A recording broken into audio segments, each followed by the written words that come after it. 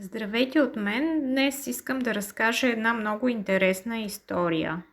Да разкажа за крепостта Кокалянски урвич, която се намира върху скала на 20 км от София по пътя за град Самоков.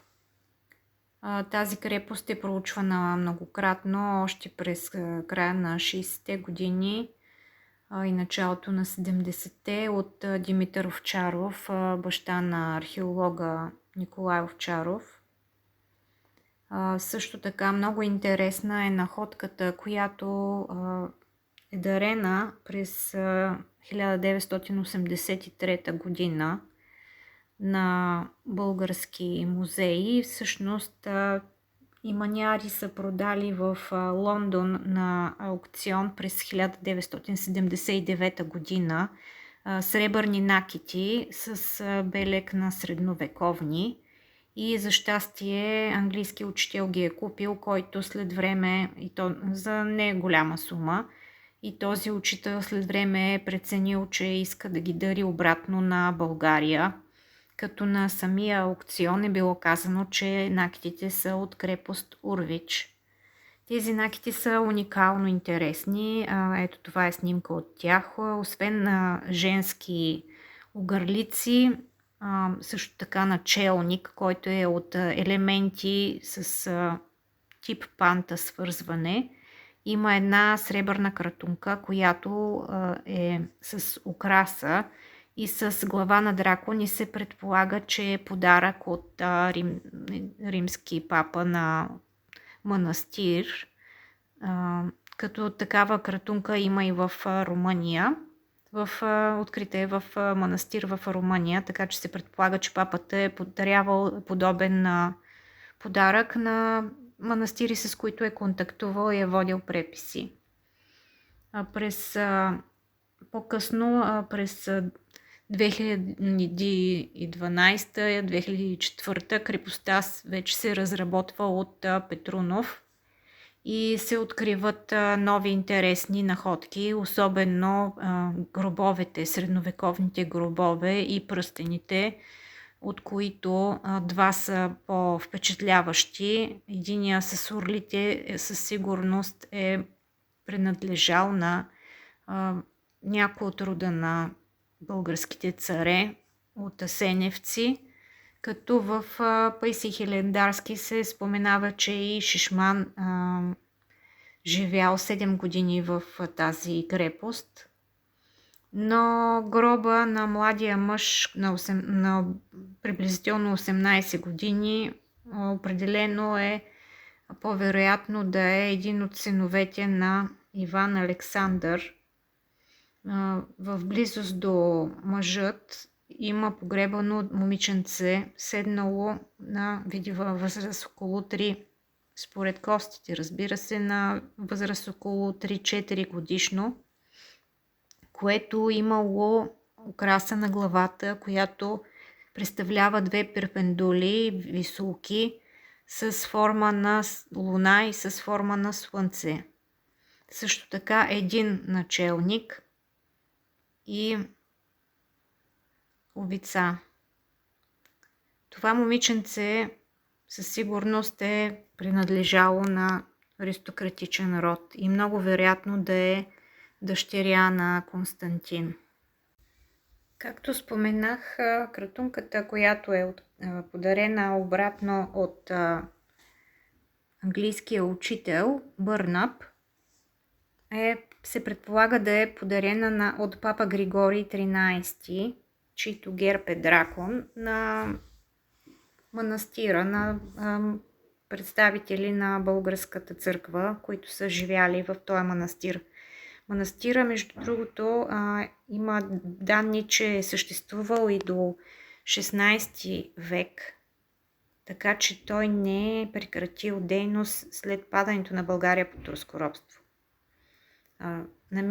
Издавани са книги в него, защото са намерени части от подвързия за книги. Също така са намерени много монети, като монетите са от Второто българско царство. Има една индийска монета от 14 век, което е озадачаващо, но вероятно е имало търговия на България и Индия още в 14 век. И също така трябва да спомена, че крепостта е построена много рано. Това е римска крепост след 3 век. От 3 век има една триъгълна кула, която наскоро е открита, разкопана. Но между 4 и 6 век кулата е функционирала. Крепостта е функционирала като охраняваща, като след това е била изоставена и българите са я населили и обновили след 9 век, като съответно е била използвана в 13 век от царското семейство. Самата крепост продължава по формата на този рид. Урвич не случайно е наречен Урвич, защото е на много стръмен хълм с урви от двете страни и е частично заобиколена от река. Има 6 или 7 кули, квадратни кули, и има преградена част, където е цитаделата, и там всъщност са открити по-голямата част от златните и сребърни предмети, точно в цитаделата, която по принцип с втора вътрешна ограда, с вътрешна каменна преграда е преграждана за допълнително укрепление, като обикновените жители на града, монасите, са живяли в другата част, в останалата част, като постройките са били долепени до самата ограда на крепостта, самите стени на крепостта. Малката църква е определено изградена през 13 век и тези аристократични гробове са намерени до нея. Искам да анализирам Луната и Слънцето като част от двете висулки, които са били закачени за братчицата на това момиченце.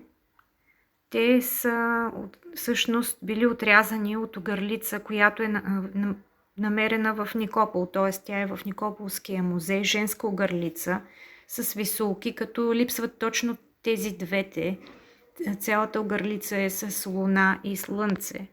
Искам да спомена, че този култ е римски култ, и то балкански култ. В Сърбия има останки от много по-запазени, отколкото в България, от римски крепости, и там в вътрешни декоративни прегради има изобразен точно Слънцето и Луната като символи, но има податки, вече се откриват, и също така изследванията на господин Чубанов сочат, че българите също са имали култ към Слънцето и Луната, като Луната и водата са свързани по същия начин, както огъня и Слънцето. И двата вида храмове, за които загатва господин Чубанов, един от които храмове, храма на водата, е с кръгла форма и е открит на Мадара, отгоре на крепостта Мадара. Но да се върнем към препендулата на момиченцето. На препендулата на момиченцето с Луна има изобразен знак безкрайност. Но дали това е знак безкрайност всъщност? Аз, понеже се занимавам от 2019 година конкретно с знаците, които са открити и се предполага, че са част от българската руническа писменост, в Мурфалтлар също има такъв знак. Същия знак се открива хоризонтално разположен, докато в Мурфалтлар е вертикално разположен. Но хоризонтално разположен се открива в надписа на Тервел в Филипи, Гърция, на каменните плочи на Тервел, и там този знак изобразява буквата М. Българските историци предполагат, че детенцето е било дъщеря на Кера Тамара, но аз бих предположила, че Кера Тамара, второто име Тамара, може би не е било Тамара, а е било Мара, защото се опитвам да обясня тази буква М, която е върху Луната.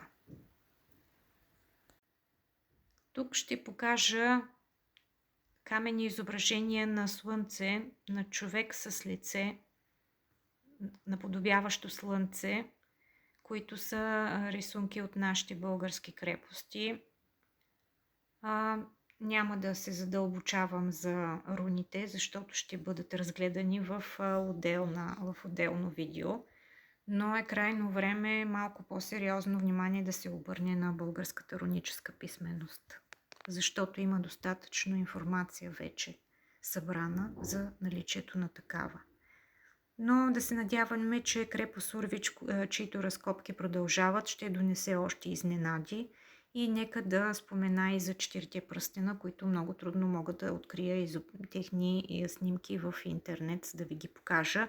Един от които представлява сребърен пръстен с ромбове и определено не мога да открия информация за него. Но така или иначе пожелавам успех на археолозите. Приятен ден! Опитвам се да намеря паралели на Слънце и Луна в околностите на България. И откривам такива в римските украси и в култа към Митра. Но става въпрос за периода след 1 век от новата ера до 3 век от новата ера. Преди това не се забелязва такъв култ на слънце, към Слънцето и Луната в района и в изкуството на Рим. Сега като пример ще дам за Слънце и Луна, които се появяват на бронзова ограда от Медведняк и са изложени в музея в Ниш в Сърбия. Те са също така от 2-3 век от римска луксозна вила.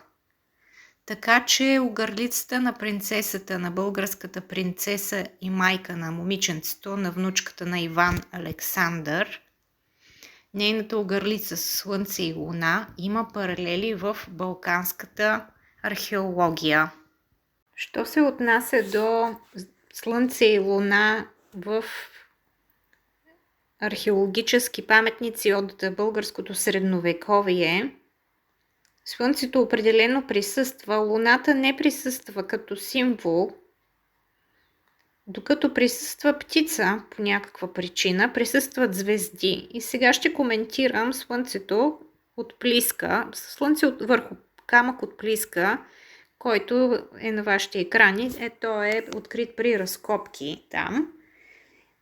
И се предполага, че е някакъв кут. Също така е много интересен един рядък екземпляр, каменен надгробен кръст от Северна Добруча, който по някаква причина почти не се споменава, като всъщност има рисунка на него, която е в историческите записи и рисунката е изключително интересна.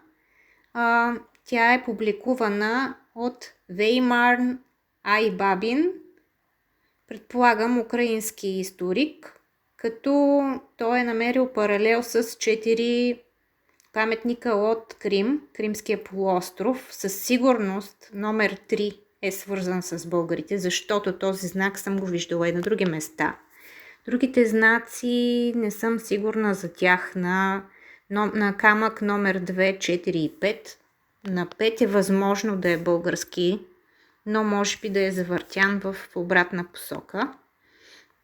И е вероятно буквата У. Но да коментирам кръста. Кръста съдържа в центъра си символ на Слънцето с лъчи, в който има орел. Орела, както знаем, е бил на коня на сребърния орел, е от коня на Спарух. Орела е рисувана, много често птица е рисувана върху средновековни графити, но дали е орел или сокол не знаем. Също така на този каменен кръст има изобразени планети. Има и двата символа Y с 2 хасти, които се свързват с българите, като няма еднозначно обяснение и прочитане на значението на този Y с 2 хасти, за който, разбира се, претендират и турците, че той е свързан с тях, защото се открива и в Мала Азия. Аз лично мисля, че значението му за българите и за турците е съвсем различно и е просто прочитане на 3 букви, като е много вероятно турците да са го имитира селджуците, да са го взели от българите, но да са си сложили тяхно значение. Според мен за българите ипсилон с 2 хасти значи ичи, ичиргубоил или язи от язик. Не съм сигурна, защото ипсилон като символ и буква се чете по различни начини. Като Ч се чете в 16 век в чепеларя, в знаци, но за турците от тяхната азбука древна, символа Y е бил буквата Г, така че за турците предполагам, че този същия знак значи ага. Но това са моите разсъждения. Дали е така или не, това е лично мое мнение, като съответно си имам доводите за него. Да се върнем към кръста. На кръста са нарисувани планети и много интересно, отдолу има чертички, които е възможно да представляват отброяване. Тоест до този кръст е ходено и е отдавана почит. Изключително интересен средновековен паметник, който не се коментира, както казах. Това, което току-що се опитах да покажа, че Слънце се намира върху определено от български произход средновековни паметници.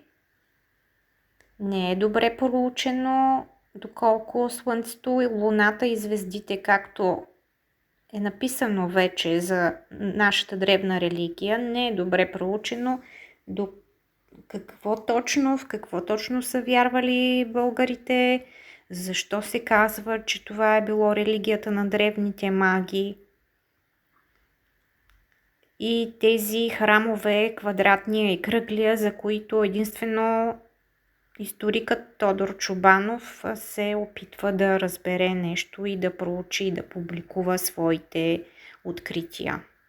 Слава Богу, археологията се развива, много съм доволна, много съм радостна и пожелавам на всички приятен ден.